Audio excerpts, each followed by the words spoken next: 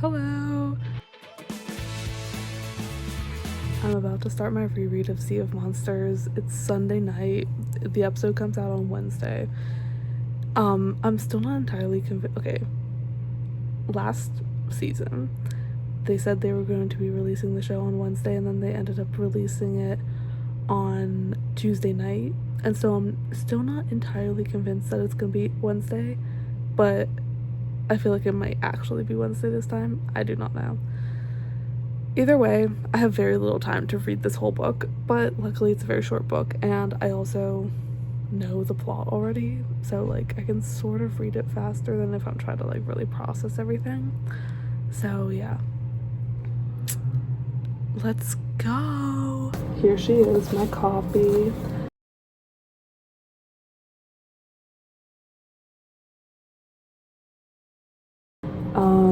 It does have some annotations in it. It has like simple, let me try to find one for you. Very faint, because this was done like a while ago, but there are some yellow highlights in here. Okay, I already forgot about the fact that like in the beginning of this book, Annabeth follows him around at the beginning, because with all the promo for season 2, I feel like they might be changing that from like Annabeth following him around. It seems like they meet up at the cab rather than in the school after she follows him in. And so I just love that detail that she's like in her invisibility cap following him all morning, and he's seeing random shadows and being like, oh, what was that? And it's Annabeth. I love that.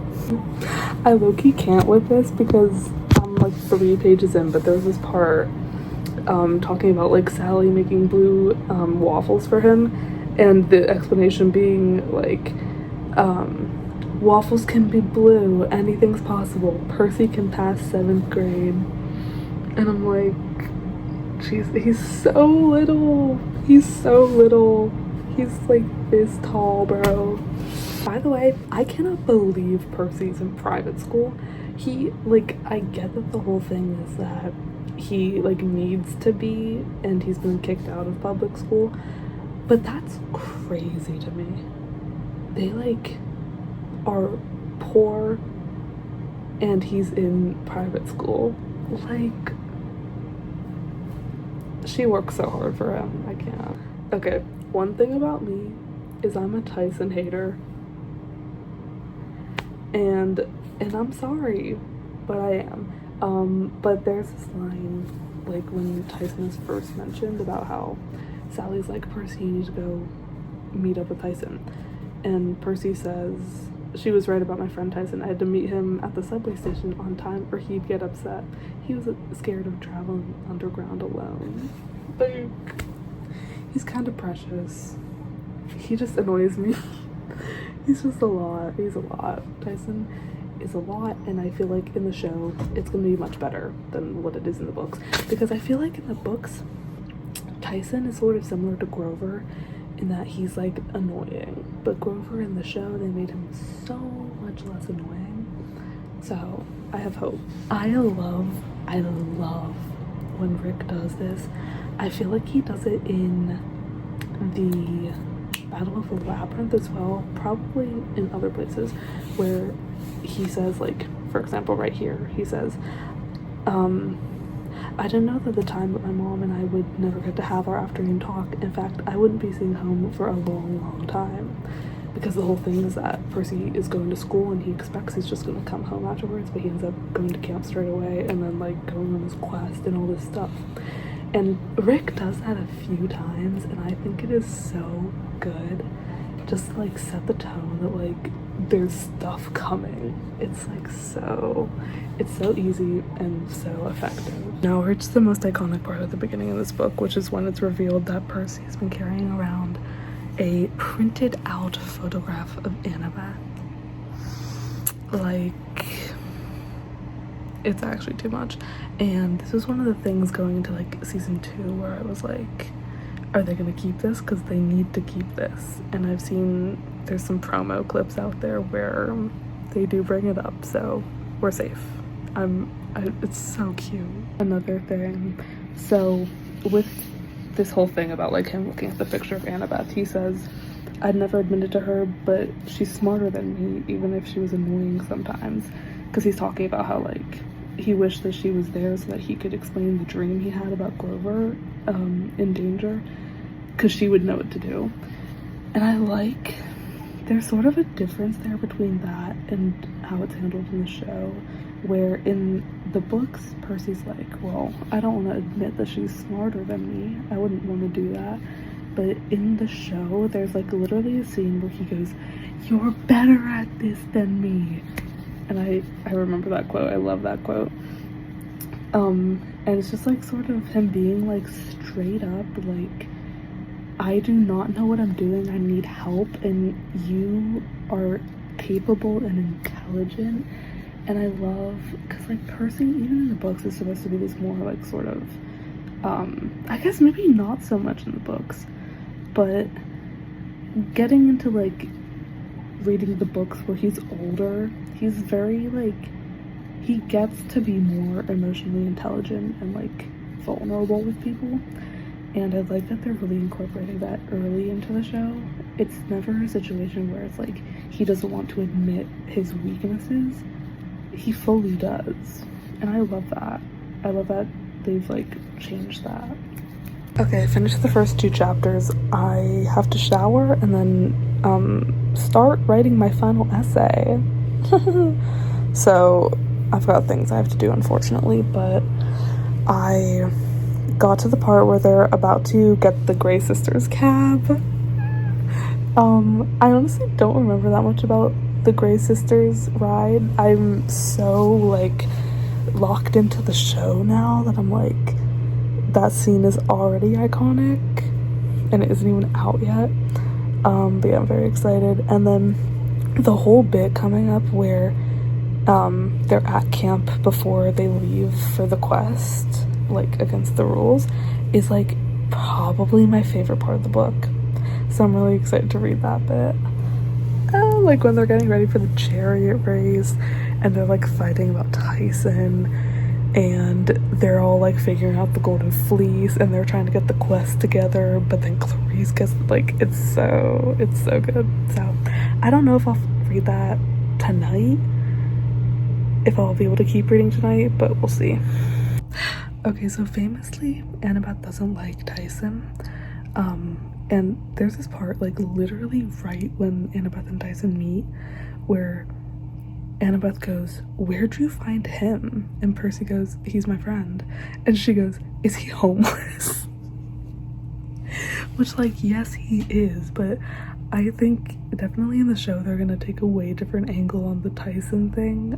Or maybe not like way different, but it's not gonna be that. I can tell you that. Like, Annabeth is going to dislike Tyson for like literally like him being a Cyclops and her having trauma with Cyclopses, not because he's homeless, for sure.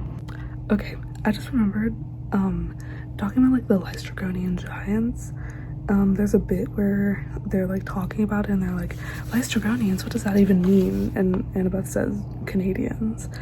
And that reminded, like, that brought back a memory of, like, in Son of Neptune, I'm pretty sure they have to fight Lystragonians. Because, like, Frank is Canadian. And I think there's, when they go to Frank's house, don't they fight Lystragonians there? Which I'm like, call back, the only other Canadian we know in this series. Also, and has an encounter with the Lystragonians, for real. Oh my gosh, reveal. There's a Ganymede mentioned in Sea of Monsters. I had no clue. In, you know, like the new Percy Jackson books, if you don't know, the, what's it called? The Chalice of the Gods. Ganymede is like the main dude in that. And there's like a Ganymede mention. It says he's in like a pre-recorded voice in the Chariot of Damnation. That's crazy. I got my car, and I'd like you to beat it with a better deal on one of these 5 cars. Not how it works. Guess you're not as cool as Rod. Bring your teams here 2 months ago for a better deal today. We're potty training. He's got pull-up training pants. They work just like Merry ours. Christmas. And if accidents happen. Okay, so I finished Sea of Monsters. I barely vlogged any of it, which I feel bad about, but like who cares.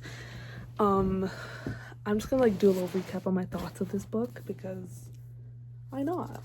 I don't know where I last updated, but I feel like it was like chapter 6 or something, like very early in the book. I just love having like all these annotations in here. So fun. But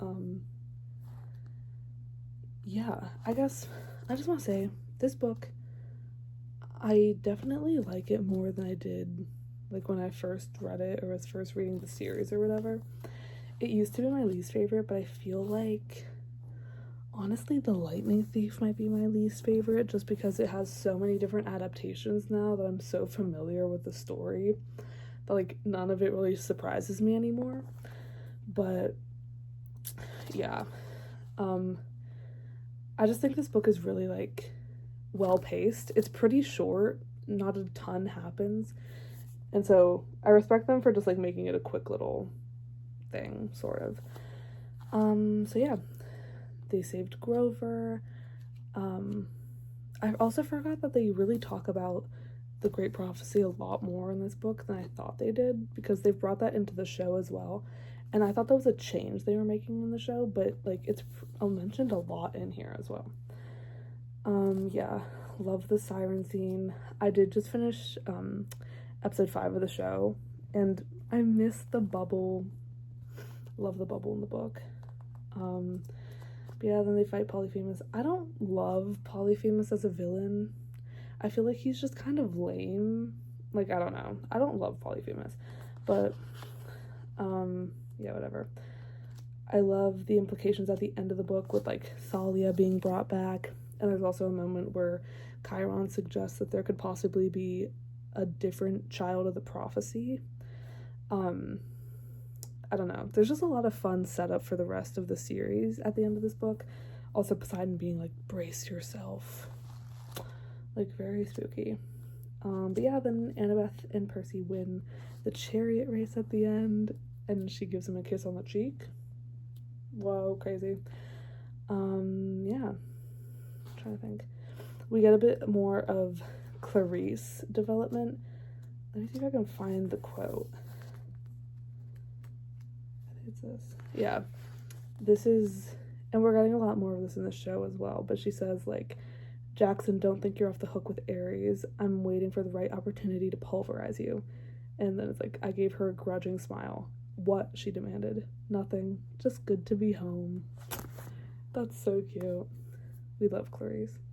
So yeah, it's a very fun book. And yeah, I enjoyed reading it. I'm glad I'm finally caught up so I can like enjoy the rest of the show without having to worry about like rushing to catch up. But yeah, go see if monsters.